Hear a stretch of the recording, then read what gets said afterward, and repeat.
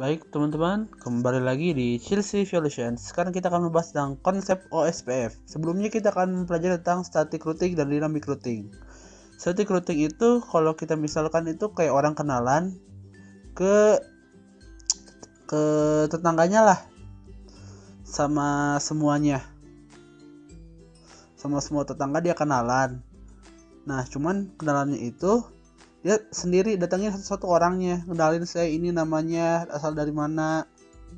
Jadi kayak sendiri-sendiri masing-masing, kenalinnya sendiri masing-masing. Jadi kalau misalnya ada berapa banyak pun tetangganya, dia harus satu-satu ngenalin dirinya ke tetangganya. Nah itu kalau tentang statik ya. Nah sekarang yang tentang dinamik. Nah dinamik misalnya tuh kita kenalan sama tetangga, tapi minta orang itu yang udah kita kenalan buat mengenalkan kita ke orang lain. Jadi ngasih tahu juga kan, nanti minta kenalin dong orang yang kamu tahu, terus nanti kamu kenalin saya ke orang yang kamu kenal. Nah kayak gitu caranya. Jadi kita hanya perlu kenal sama satu orang, nanti orang itu kenalin tentang kita ke orang-orang yang dia kenal.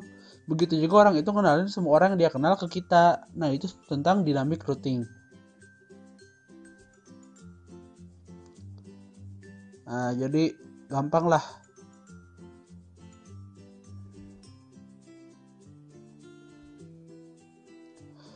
Nah sekarang di OSPF itu saya akan membahas tentang pemilihan jalurnya dalam mencapai suatu router atau suatu network.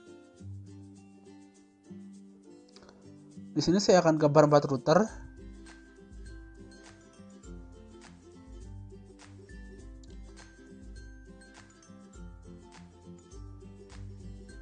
Nah, nanti router satu ini memiliki tujuan ke R4 yang langsung direct, langsung terhubung dengan satu kabel dan tidak perlu melewati network lain. Nah, namun ya tanggap aja lah kalau misalnya jalan 7 km jaraknya. Dan kalau ke R2 dulu 6 km, ke R3 6 km, terus dari R3 ke R4 3 km, sehingga kalau misalnya lewat jalan muter itu ada 15 km. Nah, sekarang pertanyaannya, OSPF itu menggunakan algoritma yang bernama algoritma Dijkstra. Itu adalah shortest path first atau jalan terpendek. Nah, namun jalan terpendek di sini itu bukan berdasarkan jauh tidaknya, melainkan cepat tidaknya. Jadi kalau misalnya ke R4 itu walaupun 7 km macet, pasti dia nggak bakal milih yang sana, sibuk lah jadi jalurnya. Nah dia bakal milih jalur yang lebih cepat melalui R2, R3 langsung ke R4, meskipun lebih banyak jauhnya ongkosnya. Jadi dia tidak mikir ongkos, tapi dia mikir jalan mana yang lebih cepat nyampainya. Nah itulah tentang OSPF. Nah sekarang di OSPF itu ada konsep area. Nah apa konsep area itu?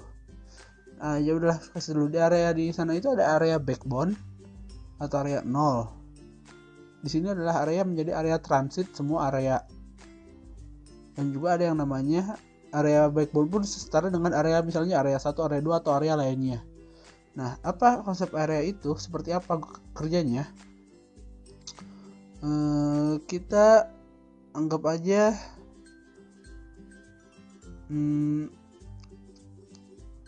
sebagai kerja kelompok.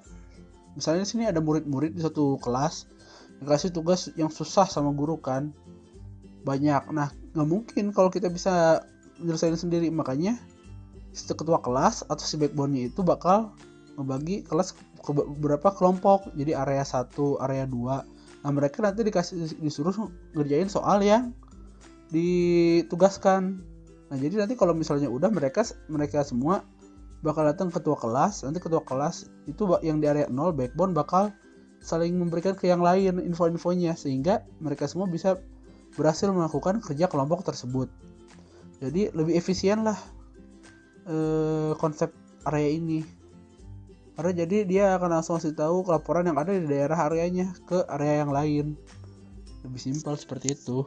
Baiklah, sekian tentang konsep OSPF yang akan kita kerjakan. Terima kasih.